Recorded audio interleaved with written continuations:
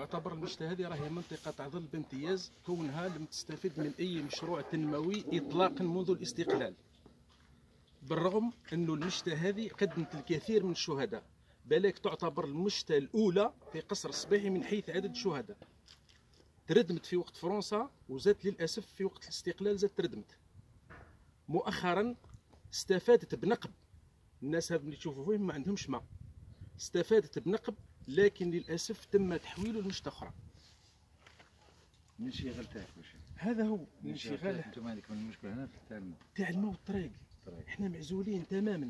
كاينه ناس حابه تستثمر، ناس لاباس عليها ماديا حابه تستثمر ما لقاتش.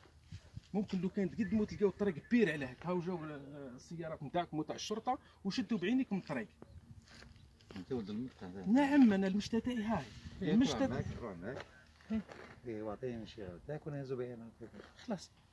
داكور. هذه الوصيه هذه راهي الوصيه هذه اللي قاعد نمشيو في المناطق الظل، هذه وصيه تاع رئيس الجمهوريه. نعم.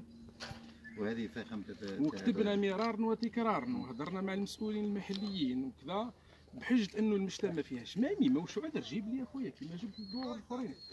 لا هذه حق من الحقوق ديالكم.